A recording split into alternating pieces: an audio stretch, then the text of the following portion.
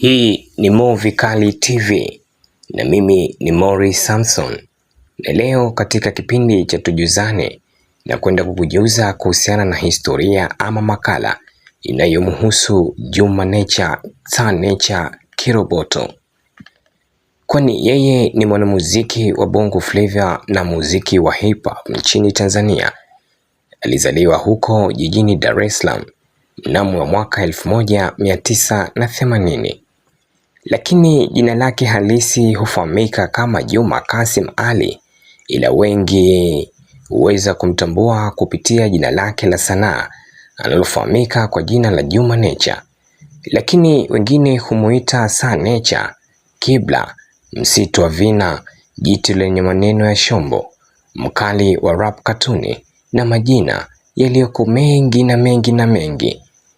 Lakini usichokijua, mbali na ukali wa Juma Nature, pia ni msanii mwenye ubunifu na pia sio mtunzi tu wa nyimbo, bali ana kipaji cha kipekee kilichoweza kububikwa na sauti yake nzuri ya uimbaji iliyoweza kumfanya kujulikana sehemu mbalimbali, ikiwa ni ndani ya nchi pamoja na hata nje ya nchi pia vilevile. Kutokana na ubora wa mashairi yake mazuri yaliyojaa ujumbe, mfano kama wimbo wake wa Umoja wa Tanzania.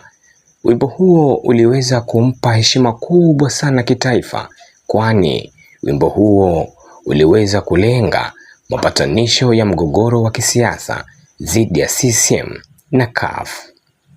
Mbali na wimbo huo, pia aliweza kutoa nyimbo nyingi sana mbalimbali zikiwa na mafunzo na jumbe za kizalendo kwa taifa.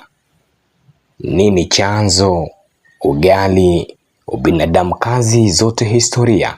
Hizo ni baadhi ya miongoni mwa albamu zake zilizoweza kufanya vizuri na kumpa heshima kubwa katika muziki wa Bongo Flava pamoja na hip hop ya nchini Tanzania. Nikumbukwe yeye ni mwanzilishi na mwanachama wa TMK Wanaume Family, kundi ambalo lilikuwepo manispaa ya Temeke jijini Dar es Salaam. Na kundi hilo lilikuwa likiundwa na wasanii mbalimbali walioweza kuweka mchango mkubwa katika kuhakikisha wanaofikisha mbali sana muziki wa Bongo Flava pamoja na hip hop ya nchini Tanzania. Wasanii hao miongoni mwao walikuwepo ni Chege Chigunda, mtoto Mama Saidi, Mheshimiwa Temba, Luten Kalama pamoja na Kiara Mula Jibaba